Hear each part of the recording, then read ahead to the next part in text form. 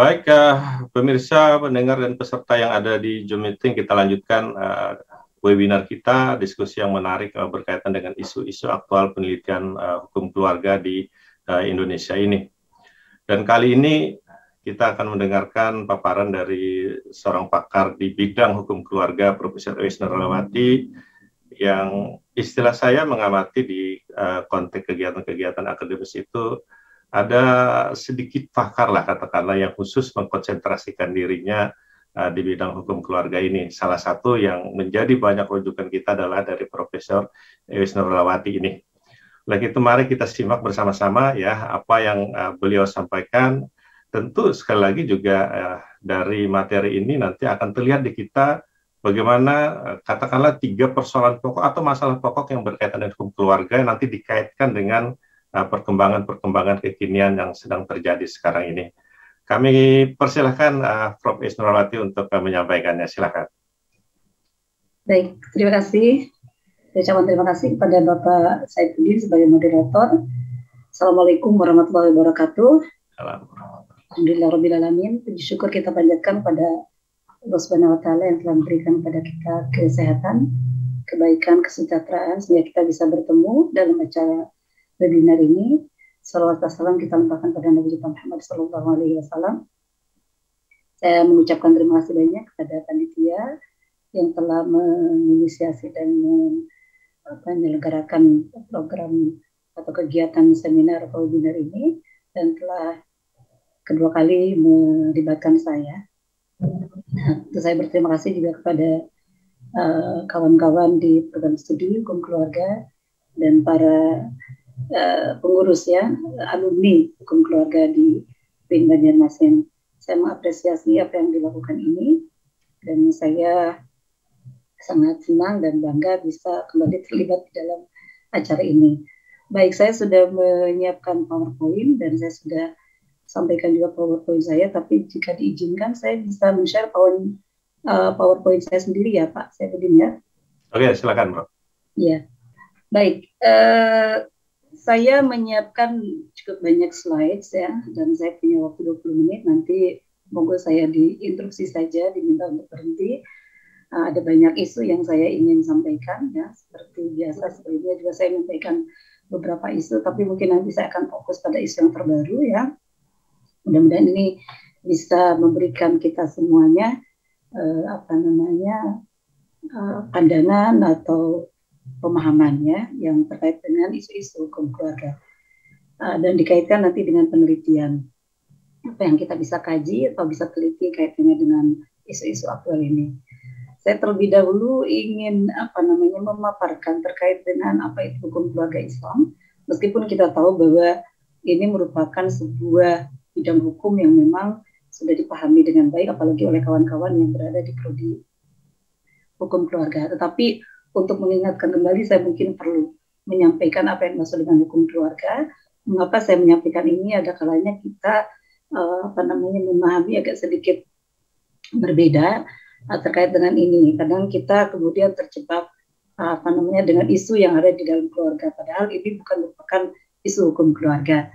Nah, jadi kalau kita berbicara hukum keluarga, kita berbicara tentang sebuah ketentuan yang terkait dengan isu-isu masalah-masalah yang muncul di dalam lembaga keluarga. Keluarga ini adalah merupakan lembaga yang terbentuk karena adanya pernikahan dan kemudian adanya hubungan darah. Jadi kalau kita berbicara isu-isu hukum keluarga adalah kita berbicara isu-isu yang muncul di dalam lembaga perkawinan yang terbentuk karena adanya dalam keluarga itu karena adanya pernikahan dan hubungan darah. Saya punya sedikit masalah dengan tenggorokan pagi ini, Pak. Saya pun mohon maaf jika suara saya agak tersendat ya. Ya, apa saja yang termasuk di dalam isu hukum keluarga? Karena kita sangat sedikit pada definisi tadi, maka kita berbicara tentang pertama pernikahan, yaitu sebuah aktivitas yang melibatkan dua orang yang kemudian mengikat dalam sebuah hubungan yang disebut dengan pernikahan dan kemudian membentuk sebuah keluarga. Maka kaitannya dengan ini kita akan berbicara terkait dengan hukum keluarga. Siapa yang boleh melakukan pernikahan, bagaimana kita cara melakukan pernikahan, syarat dan rukun pernikahan dan sebagainya. Ini masuk dalam isu-isu hukum keluarga. Kemudian jika pernikahan sudah dilakukan, maka misalnya si wanita melahirkan seorang anak, maka anak ini kemudian menjadi anggota keluarga karena adanya hubungan darah, dan dia mempunyai hak-hak terhadap ibu dan ayahnya, dan juga ibu dan ayahnya mempunyai kewajiban terhadap anaknya. Ini masuk dalam hukum keluarga. Jika pernikahan kemudian tidak bisa berjalan dengan baik, terjadi perselisihan, maka muncul yang disebut dengan perceraian, maka isu perceraian juga masuk dalam isu hukum keluarga. Bagaimana kita bercerai, bagaimana seseorang mendapatkan haknya pasca perceraian, bagaimana anak setelah perceraian terjadi pengasuhan, perwalian dan sebagainya. Jika pernikahan berlangsung dengan baik, tapi kemudian salah satu dari pasangan meninggal dunia, maka muncullah isu kewarisan, dan ini merupakan keluarga. Dan ini merupakan beberapa isu besar dari hukum keluarga yang kemudian kita bisa turunkan pada isu-isu kecil yang tadi saya sudah sampaikan. Nah, ada beberapa yang kemudian kadang merasa keliru, misalnya jika terjadi sebuah kontrak pinjam-meminjam antara ibu dan anak, itu bukan merupakan isu hukum keluarga. Karena pinjam-meminjam merupakan sebuah aktivitas hukum yang bisa dilakukan oleh seseorang dengan orang lain. Dia masuk dalam hukum perdata secara umum. Karena seorang ibu bisa juga kemudian mendapatkan pinjaman dari orang lain. Sementara pengasuhan tidak bisa. Misalnya dia punya anak, kemudian anaknya ingin diasuh oleh orang lain. Meskipun sebenarnya kaitan dengan pengasuhan bisa saja. Tetapi ada ketentuan. Ini merupakan hukum keluarga. Jadi isu-isu yang berkaitan dengan dua faktor yang menyebabkan sebuah keluarga ini terbentuk, yaitu pernikahan dan adanya hubungan darah. Kemudian kaitannya dengan ini, hukum yang kemudian kita anut dalam menyelesaikan masalah-masalah yang muncul dalam keluarga. Kalau kita berbicara dalam konteks Indonesia, kita punya Undang-Undang 174, sebagaimana kita ketahui bersama, dan ini merupakan undang-undang nasional berlaku bagi seluruh masyarakat di Indonesia, tidak terkecuali dan tidak peduli agama yang dianut oleh masyarakat Indonesia ini, karena ini merupakan hukum nasional. Kemudian kita punya instruksi Presiden nomor 1 tahun 91 yang sebenarnya juga diupayakan untuk naik menjadi undang-undang melalui hukum materil peradilan agama yang sampai sekarang belum juga diundangkan. Dan Impres nomor 1 tahun 91 kita ketahui bersama merupakan sebuah referensi hukum bagi masyarakat Muslim, dan dia menjadi referensi bagi peradilan agama. Namun karena Undang-Undang nomor 1 tahun 74 merupakan hukum nasional, maka Muslim juga tunduk pada Undang-Undang nomor 1 tahun 74 selain pada kompilasi hukum Islam. Saya pikir ini sangat jelas. Lalu apa itu isu? Isu ini adalah sesuatu yang menurut saya dibicarakan terus-menerus, ya. Sesuatu yang dibicarakan terus-menerus. Kalau kita melihat orang berdebat terkait dengan sebuah status hukum, ya di misalnya ILC, ya Indonesian Lawyer Club, itu mereka sebenarnya sedang berbicara tentang isu hukum yang menurut mereka mungkin ketentuan hukumnya tidak terlalu jelas, sehingga memunculkan sebuah pembicaraan yang terus-menerus. Itu isu. Dan ini kalau kita kaitkan dengan kajian hukum ya, kalau kita merujuk kepada metodologi penelitian, itu berbeda dengan masalah sebenarnya. Meskipun di dalam konteks pembuatan proposal, isu dan masalah akhirnya menjadi sama. Karena misalnya tidak ada rumusan isu, yang ada rumusan masalah. Tapi kalau kita kaitkan dengan pendekatan kajian hukum, sebenarnya isu dan masalah itu berbeda. Kalau isu itu sebuah term yang muncul di dalam penelitian dengan pendekatan normatif. Karena kita berbicara tentang status hukum, sementara masalah itu adalah sebuah situasi yang memberikan kepada kita pemahaman adanya gap antara norma dan praktek. Itu masalah. Jadi kalau saya misalnya tidak masuk jam 8 ke kelas, padahal saya harusnya masuk jam 8. Masalahmu apa? Masalah saya adalah misalnya kendaraan motor saya bocor. Itu masalah, bukan isu. Itu yang perlu kita tekankan juga. Tapi saya kembali pada isu. Jadi isu-isu itu adalah sesuatu yang kalau kita berbicara hukum, sesuatu yang masih terus diperbincangkan, yang belum menemui sebuah kepastian hukumnya. Itu isu.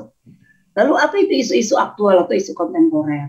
Ya, isu-isu yang muncul dalam kaitan dengan hukum ini yang memang belakangan ini muncul. atau memang sebenarnya sudah muncul lama, tetapi itu tadi karena belum diatur secara jelas dalam peraturan perundang-undangan sehingga kemudian muncul terus-menerus. Itu isu kontemporer.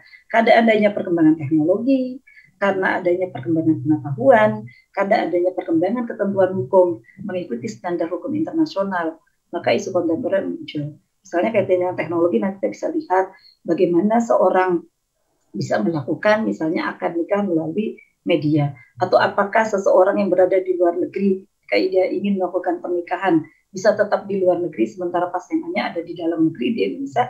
Itu juga merupakan isu kontemporer yang terkait dengan teknologi dan juga mungkin terkait dengan perkembangan pengetahuan. Kemudian perkembangan ketentuan hukum, misalnya kita meratifikasi ICCPR, meratifikasi CEDAW, kita meratifikasi CRC, maka muncul sebuah isu baru di dalam konteks Indonesia.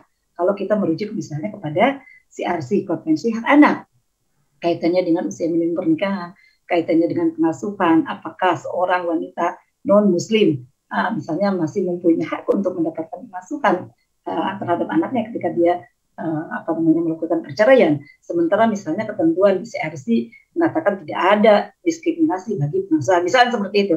Itu isu. Kita tidak lagi berbicara terkait dengan teologi. Tentu kemudian teologi menjadi satu hal yang bisa dijadikan faktor dalam kita melakukan penelitian kaitannya dengan isu pengasuhan anak misalnya, seperti itu. Nah, kita kemudian berbicara terkait dengan isu-isu terkait pembaruan. Saya ingin membaginya menjadi dua. Pertama, pembaruan yang terkait dengan prosedural. Itu prosedur hukum keluarga Islam. Yang sebenarnya mungkin beririsan dengan nanti yang material ya. Tapi saya akan fokus ke ini terlebih dahulu. Kalau ini kita kemudian angkat, kita terutama berbicara tentang apa yang disebut dengan syarat dan rukun pernikahan. Ya, kita memahami melalui kompilasi hukum Islam, melalui Undang-Undang 1 tahun 74, kita mengetahui bahwa Indonesia memberikan ketentuan-ketentuan yang novel, yang baru, kaitannya dengan inkorporasi adat, kaitannya dengan dimasukkannya unsur-unsur adat, kaitannya dengan bagaimana negara juga mempunyai hak untuk menuntut warga negaranya untuk melakukan sebuah tindakan hukum dengan kebijakan mereka. Kemudian juga dikaitkan dengan adanya tuntutan dari kelompok tertentu, termasuk wanita dalam hal ini. Nah, intervensi negara kaitannya dengan hukum keluarga, terutama kaitan dengan pernikahan, adalah adanya ketentuan pencatatan pernikahan yang tadi sudah dipaparkan oleh Ibu Gusti ya, bahwa semua pernikahan itu harus dicatatkan, meskipun ada kemudian perdebatan. Nah, ini juga termasuk isu karena memang beberapa kemudian menganggap bahwa pencatatan ini hanya merupakan syarat administrasi, sementara kesahannya cukup rujuk pada misalnya ajaran agama. Ini juga merupakan isu yang terus-menerus bergulir, sehingga sampai sekarang belum bisa selesai kita membahas ini. Kemudian muncul yang disebut dengan dilema atau ambiguitas ya, sah secara agama, tidak sah secara negara dan sebagainya. Nah, tapi kalau kita kembali merujuk pada Undang-Undang Perkawinan pasal 2, pasal 5 kompilasi hukum Islam, bahwa sebuah perkawinan atau pernikahan harus dicatatkan. Nah, ini yang kemudian juga bisa kita lihat bagaimana Indonesia sebenarnya mengatur pencatatan. Di Indonesia, kalau kita merujuk pada pasal ini, kita sekalian kemudian memunculkan sebuah isu yang bisa dikaji oleh kawan-kawan. Agak sedikit berbeda dengan beberapa negara muslim lain. Karena Indonesia tidak secara detail mengatakan kapan sih pencatatan pernikahan itu dilakukan.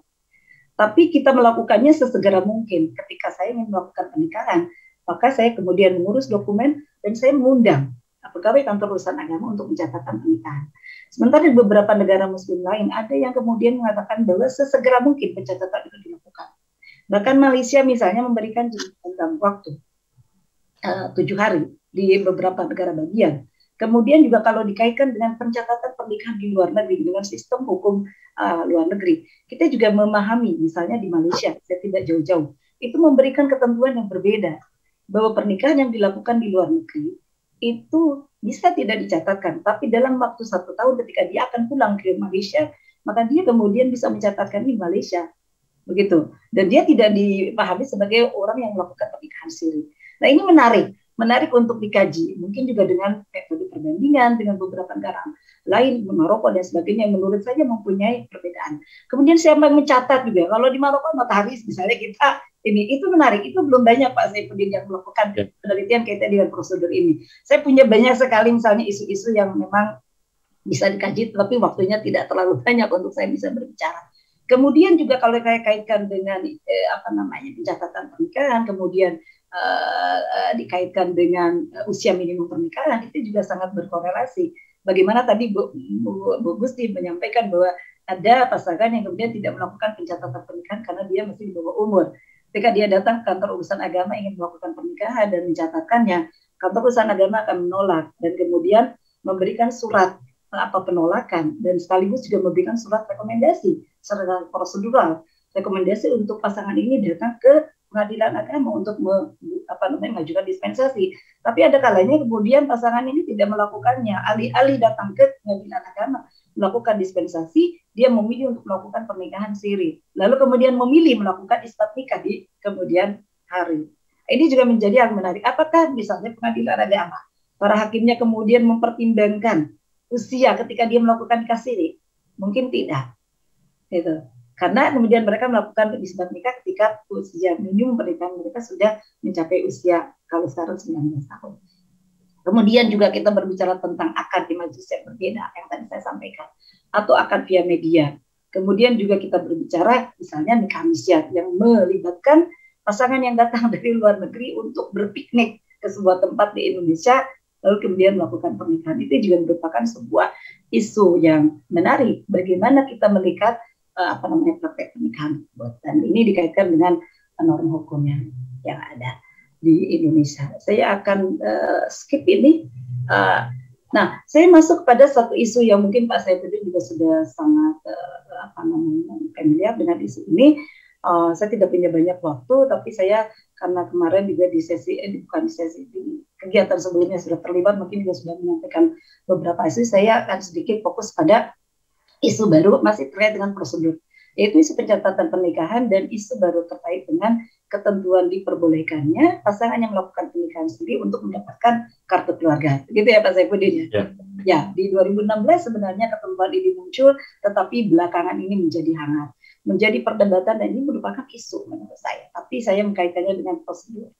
Jadi pernikahan siri tadi sudah dikatakan oleh Gusti ya, merupakan sebuah pernikahan yang banyak kali dilakukan di Banjarmasin termasuk ya, kemudian dia melakukan isbat nikah. Saya tadi merasa cukup tertarik juga dengan pernyataan Ibu Gusti yang mengatakan di Banjarmasin isbat nikah itu merupakan sebuah perkara yang pertama. Apakah maksudnya kalau dibandingkan dengan perkara-perkara yang lain kecuali perceraian, begitu? Kalau saya masih yakin perceraian itu yang pertama, Bu Gusti, nanti ini. Mungkin kalau dibandingkan dengan dispensasi itu ya. Tapi saya nggak tahu, atau mungkin memang merupakan perkara yang paling tinggi di Banjarmasin. Saya perlu konfirmasi pada Bu Gusti. Jadi saya ingin mengkaitkan bahwa pencatatan pernikahan tadi memang merupakan syarat yang harus administrasi yang harus dilakukan. Nah, kemudian dikaitkan dengan ketentuan baru di 2016 yang kemudian membuat para pakar hukum ya itu kemudian berbicara. Beberapa pakar hukum mengkritik kebijakan dari Kemendagri yang mengatakan bahwa Kemendagri telah melampaui ketentuan pasal 2 Undang-Undang 1 tahun 74, dan beberapa kalangan saya menonton beberapa video terkait dengan itu. Saya 2 kali diundang untuk berbicara terkait dengan ini, dan mungkin yang mengundang berharap saya juga mengkritik Kemendagri. Tapi saya bilang saya sepertinya tidak akan mengkritik, tapi saya ingin menyampaikan bagaimana saya memahami ketentuan ini dengan logika hukum saya. Jadi saya tidak serta-merta ingin kemudian mengatakan bahwa Kemendagri ini sudah melakukan sebuah penyimpangan, tidak. Saya kemudian ingin melihatnya dari 2 kacamata. Dari 2 kacamata, kita berbicara tentang warga negara, kaitannya dengan keluarga dan kaitannya dengan negara. Jadi saya akan langsung masuk kepada isu anak. Kaitannya dengan pernikahan tidak tercatat. Jika ada pasangan melakukan pernikahan dan tidak mencatatkan pernikahannya, maka si anak tidak mempunyai status yang sah secara hukum, karena pernikahannya pun tidak sah. Tetapi kemudian pertanyaannya, apakah ketika si anak ini, saya berbicara anak bukan pasangannya, untuk bisa mendapatkan penjelasan hukum lebih baik kaitannya dengan kebijakan tentang bahwa pasangan yang melakukan pernikahan siri itu bisa mendapatkan kartu keluarga. Nah, ketika anak ini lahir, apakah si anak kemudian tidak punya hak atas negara? Kalau dalam keluarga, dia memang mungkin, misalnya kalau ada konflik pengasuhan, kalau ada konflik kewarisan, Mungkin dia kalau kemudian konfliknya itu dibawa ke pengadilan agama tidak mendapatkan bantuan hukum karena pernikahannya tidak diakui secara negara. Tetapi ketika dia lahir kemudian apakah dia tidak punya hak untuk mendapatkan KTP? Apakah dia tidak punya hak untuk mendapatkan akte kelahiran? Padahal dia anak negara. Dia harus dibedakan sebagai anak dalam keluarga dan sebagai anak dari negara. Maka ketika kemudian Kemendagri mengeluarkan sebuah ketentuan bahwa pernikahan siri itu bisa dibuatkan kartu keluarga, dan ternyata kartu keluarga yang dibuatkan itu adalah untuk kepentingan pemenuhan dokumen untuk seseorang mendapatkan KTP atau untuk mendapatkan yang lainnya. Gitu. Nah, saya melihatnya bahwa apa yang dilakukan Kemendagri memang tidak mengintervensi status si anak di dalam keluarga. Karena di dalam kartu keluarga itu tidak disebutkan bahwa ini merupakan pernikahan yang sah, tapi hanya dicantumkan bahwa dia melakukan pernikahan, tapi pernikahan tidak tercatat. Dan dia tidak sedang mengatakan bahwa pernikahan itu menjadi sah. Sehingga konflik-konflik dalam keluarga masih tidak bisa dibantu kalaupun kartu keluarga dikeluarkan. Tetapi si anak ini kemudian akan mendapatkan hak untuk mendapatkan KTP karena ada kartu keluarga. Sebenarnya kalau mau lebih pendek sih, kalau begitu buat KTP tidak usah pakai kartu keluarga saja. Tetapi ternyata ketika saya berbicara dengan kemarin ya, ketika saya mendengarkan presentasi dari Pak Profesor Judan, kalau saya tahu namanya Pak Judan ya dari Kemendagri, dia mengatakan bahwa sebenarnya Kemendagri hanya ingin mengidentifikasi seluruh pernikahan baik tercatat maupun tidak tercatat. Makanya ada bunyi tercatat tidak. Saya tapi tidak mungkin berbicara panjang lebar terkait dengan ini ya, tapi saya ingin mengatakan bahwa apa yang dilakukan Kemendagri sebenarnya lepas dari ketentuan hukum keluarga, karena dia tidak sedang mengatakan bahwa pernikahan itu sah. Karena itu juga maka ketika terjadi konflik dalam keluarga, pengasuhan, kewarisan terkait dengan poligami, dia tidak bisa dibantu dengan adanya kartu keluarga. Kartu keluarga membutuhkan administrasi dari negara untuk membantu pasangan dan anak. Dalam hal ini saya lebih fokus kepada anak itu untuk mendapatkan hak-haknya, hak-hak sipil dia sebagai warga negara. Ini paparan masih tadi ya, saya akan skip Pak, saya intinya terlalu panjang mungkin saya berbicara tentang ini ya. Kemudian saya masuk pada pernikahan poligami siri dan mungkin masih dikaitkan dengan isu tadi kartu keluarga, tapi saya ingin mengkaitkannya dengan isbat nikah. Belakangan ini ada sebuah surat edaran Mahkamah Agung yang menyebutkan atau mengatur bahwa pernikahan poligami siri itu tidak bisa diisbatkan. Kita memahami tadi seperti Pak Bu Gusti menyampaikan, sebuah pernikahan yang tidak bisa dibuktikan dengan akte pernikahan, maka dia bisa ya diajukan isbat nikahnya ke pengadilan agama. Nah, ketentuan ini sangat umum. Pernikahan yang mana? Apakah pernikahan poligami juga masuk di dalam kategori pernikahan yang bisa diisbatkan? Di dalam praktek-praktek sebelumnya, mereka memahami bahwa pernikahan poligami siri juga bisa diisbatkan. Sehingga saya pernah berbicara tentang quo vadis isbat nikah. Mau dibawa isbat nikah dibawa kemana? Karena isbat nikah banyak disimpangi kaitannya dengan pernikahan poligami siri ini.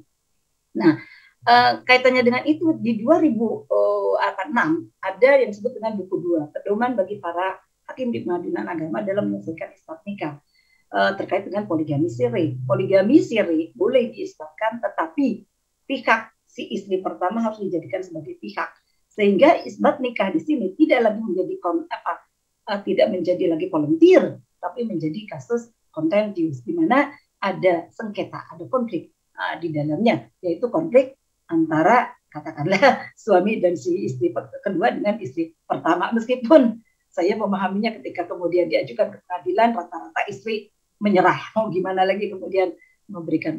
Ini juga masih menarik untuk dikaji oleh kita semuanya, terutama kaitannya dengan surat edaran Mahkamah Agung, yaitu SEMA nomor 3 2018, di mana kemudian SEMA ini mengoreksi pedoman buku 2 tadi ya, di 2006 tadi, bahwa nikah siri poligami tidak bisa diisbatkan. Nah, ini kemudian mengandung juga perdebatan di kalangan para hakim sendiri. Nah, ini misalnya bagaimana pandangan para hakim dan bagaimana praktek setelah itu. Disebutkan di dalam SEMA tersebut bahwa pernikahan poligami siri tidak bisa diisbatkan bahkan untuk kepentingan perlindungan si anak. Karena sebelumnya sering alasan yang diajukan oleh pasangan untuk melakukan isbat nikah siri poligami adalah untuk melindungi si anak yang ada di dalam kandungan atau yang sedang memang lahir.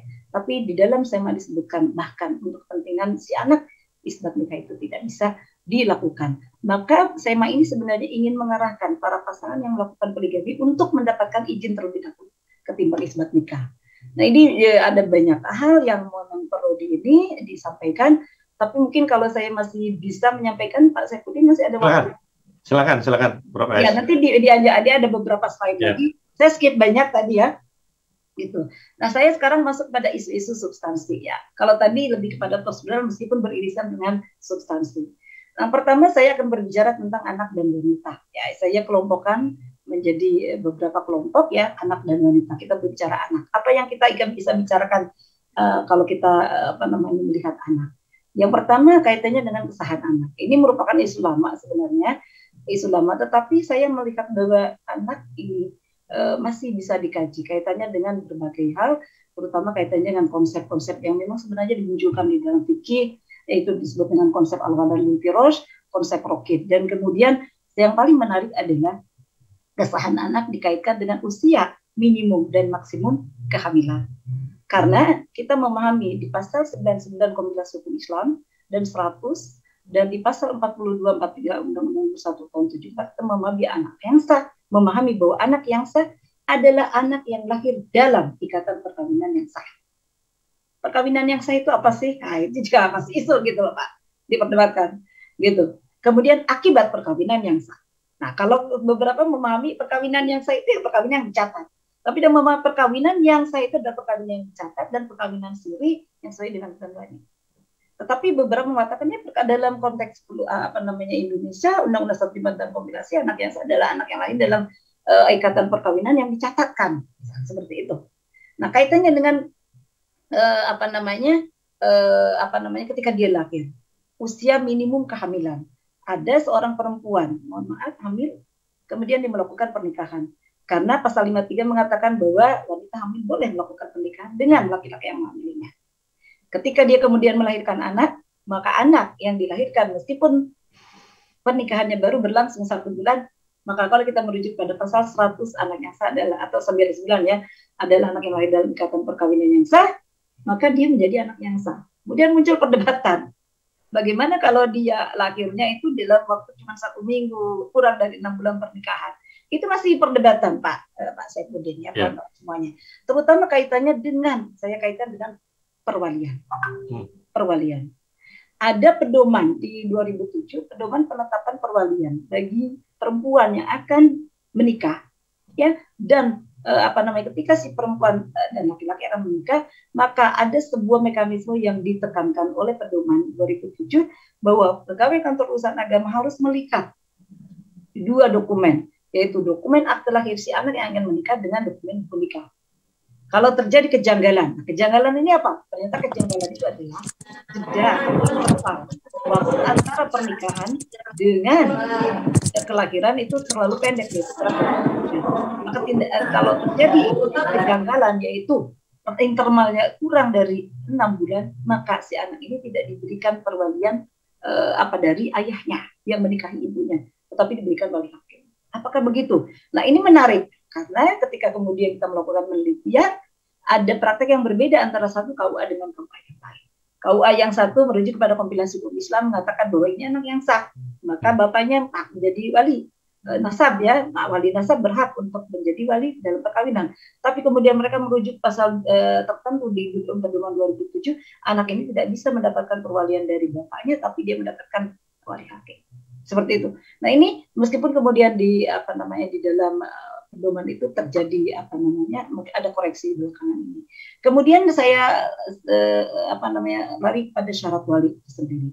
Kaitannya dengan ini mungkin isu yang menarik adalah saya tidak ingin menggelitik-gelitik teman-teman. Ini Ibu mau bilang bahwa perempuan bisa menjadi wali. Dalam kaitannya dengan pernikahan, memang sampai sekarang tidak pernah ada perempuan menjadi wali. Tapi kaitannya dengan harta diri, mungkin Pak Saifuddin sebagai praktisi memahami bahwa seorang ibu bisa menjadi wali anak, tapi bukan dalam perkawinan, tapi dalam urusan hukum yang lain, misalnya hibah, wasiat dan sebagainya, kemudian hal-hal lainnya. Tapi dalam pernikahan tidak. Tapi ini menjadi isu juga, isu wali. Dan saya sedikit kaitkan dengan juga isu bukan wali, tetapi pencatat nikah. Nah, saya sedikit. Pak Saifuddin dan kawan-kawan sampai sekarang tidak pernah melihat seorang penghulu itu perempuan datang ke sebuah tempat ijab dan kabul kemudian dia catat oleh perempuan. Yang ini juga berbeda Pak dengan konteks negara Muslim lain. Di mana yang tadi saya sebutkan misalnya Turki. Itu kan mencatatkan pernikahan. Yang mencatat pernikahan itu notaris, maka perempuan bisa menjadi pencatat pernikahan. Tapi kalau di kita yang mencatat pernikahan adalah penghulu. Penghulu selalu berjenis kelamin laki-laki. Mengapa? Karena kaitan dengan wali. Karena penghulu sering ya menjadi wakil, bukan wali hakim ya, wakil wali. Seorang bapak yang gemeteran ingin menikahkan anaknya merasa grogi, lebih berkenan untuk menyerahkan perwalian kepada penghulu. Tapi bukan menyerahkan karena tidak ada atau tidak berhalangan, tapi karena dia tidak mau melakukannya sendiri, mewakilkan.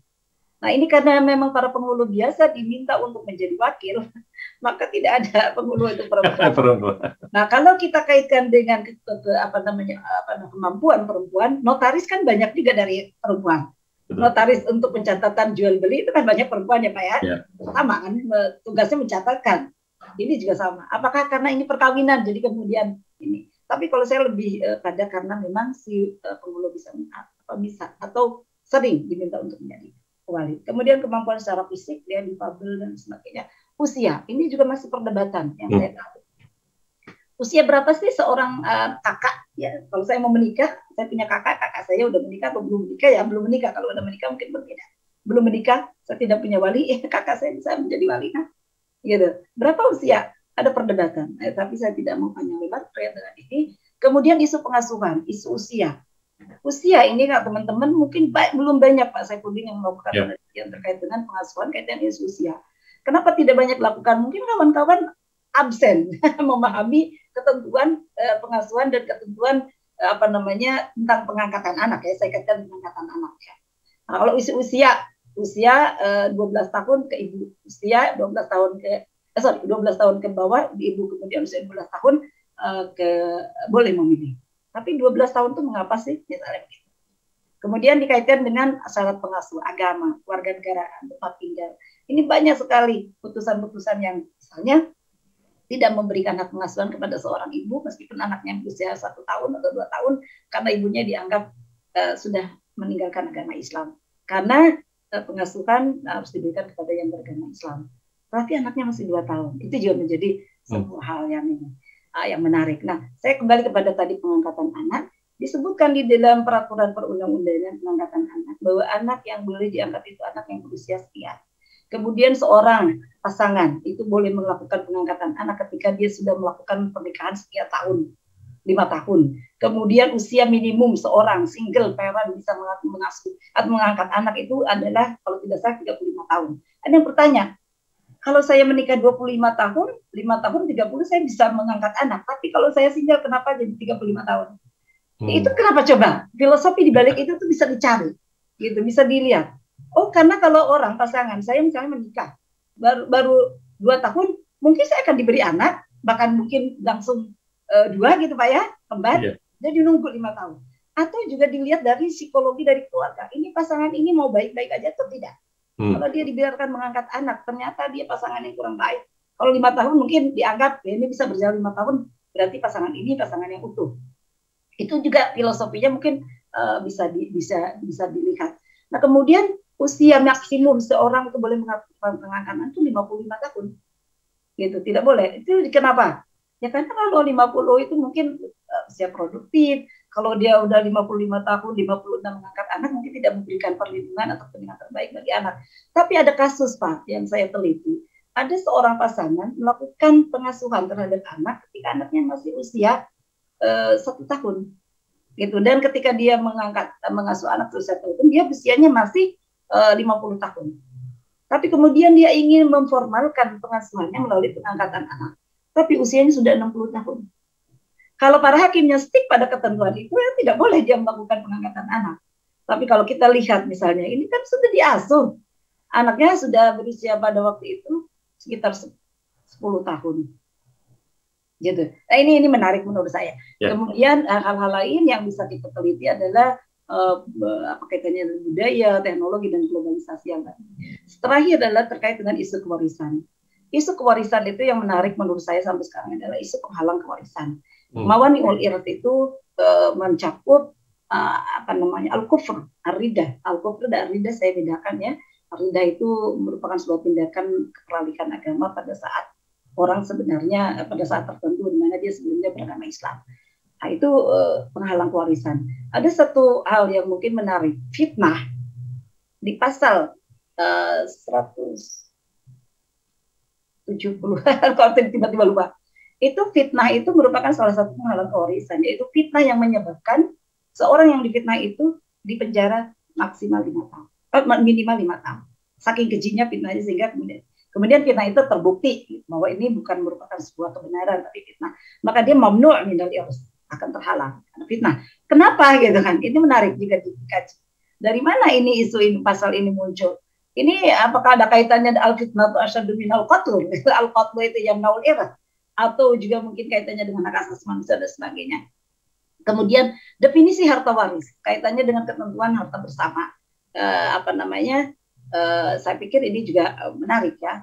Harta waris ini apa sih? Kaitannya dengan asuransi, kaitannya dengan harta bersama. Tapi saya tidak mau panjang lebar karena mungkin waktunya sebenarnya sudah habis Pak Saifuddin ya. Terakhir itu yang tadi saya lupa adalah isu terkait dengan perjanjian perkawinan, di mana kita mengetahui di 2006 bahwa perjanjian perkawinan bisa dilakukan pada saat perkawinan masih terus berlangsung. Seperti saya sudah menikah sekian puluh tahun, itu bisa tiba-tiba mengajukan perjanjian. Saya mohon maaf profesor dapat serdos, dapat gaji profesor, besok bisa sekarang gitu misalnya. Tapi itu juga kan akan dilihat prinsip apa yang saya bawa, apakah ada dia tidak baik dan sebagainya. Karena perjanjian harus ada unsur-unsur itu. Nah terakhir kalau kita kaitkan dengan kajian, ini kita harus stick pada pendekatan. Ada pendekatan yuridis, ada ilmu sosial. Kalau kita mengkaji sebuah ketentuan hukum dengan pendekatan yuridis, ada yuridisnya normatif, ada yuridis empiris. Jadi kalau kawan melakukan penelitian dengan pendekatan yuridis empiris, sebenarnya itu pendekatannya masih yuridis. Praktek yang ada di lapangan kita baca lewat kacamata norma, makanya namanya yuridis empiris. Tapi kalau praktek di lapangan kita pakai dengan kacamata ilmu sosial, seperti mungkin tadi dilakukan, itu namanya penelitian dengan pendekatan ilmu sosial. Makanya ada yang disebut dengan social legal studies, melibatkan ilmu sosiologi, antropologi, politik, psikologi, gender, dan ekonomi. Saya perlu panjang lebar berbicara tentang ini, tetapi saya tahu waktu saya habis. Pak Saifuddin mungkin sungkan saja mengupload saya gitu. Jadi saya harus berhenti di sini. Terima kasih banyak. Assalamualaikum warahmatullahi wabarakatuh. Waalaikumsalam warahmatullahi wabarakatuh. Terima kasih Prof. Ais yang sudah memaparkan begitu panjang lebar ya yang terkait dengan isu-isu aktual di bidang hukum keluarga ini. Kalau saya komentari dulu secara umum ya, Prof. Ais, ini kan satu isu yang sebenarnya ya bisa dikatakan isu lama tetapi kemudian menjadi masalah-masalah baru dalam konteks perkembangan sekarang, atau ya katakanlah model-model pendekatan yang memang yang baru yang kita lakukan terhadap isu-isu utama di bidang hukum keluarga itu. Tetapi yang menarik ya menurut saya nanti kita bisa bahas dan kita cermati juga apa yang dipresentasikan oleh 10 orang mahasiswa kita di program hukum keluarga di Magister Hukum di UIN Antasari ini. Ada pendekatan yang menurut kita tidak lepas dari konteks filsafat ilmu yang ingin disampaikan oleh Prof. Ais tadi. Yang pertama tentang apa sih yang ingin kita teliti di bidang hukum keluarga. Itu ternyata bisa diperinci, ya diperinci di bidang ya katakanlah perkawinannya, masalah anaknya, masalah pernikahannya, masalah anaknya, masalah kewarisannya, yang itu bisa di breakdown lagi dalam konteks perkembangan yang tadi sudah dirincikan begitu bagus oleh Prof. Ais. Baru yang kedua kita bicara tentang epistemologinya, kemudian kita caranya dengan cara apa kita kemudian mengkaji ya problem-problem itu. Apakah dengan pendekatan-pendekatan normatif yang dikatakan menjadi isu tadi, atau dengan pendekatan-pendekatan yang terakhir tadi Prof. Ais mengatakan adalah pendekatan-pendekatan empirik juga, ya kaitan dengan masalah-masalah yang timbul pada saat kemudian kita bicara secara formal dan substansial, khususnya berkaitan dengan isu di bidang hukum keluarga. Lalu kemudian kita mencoba menarik value-nya, nilai-nilainya secara ontologis ya, berkaitan dengan berbagai macam persoalan di bidang hukum keluarga itu. Ini yang menarik ya. Terima kasih Prof. Ais ya. Mudah-mudahan tetap bisa bersama kita untuk kemudian kita coba nanti mendengarkan dan ikut mengupas, mengomentari apa yang ingin disampaikan oleh 10 orang presentasi yang akan kita lakukan saat lagi. Pemirsa jangan kemana-mana, kita kembali sesaat lagi.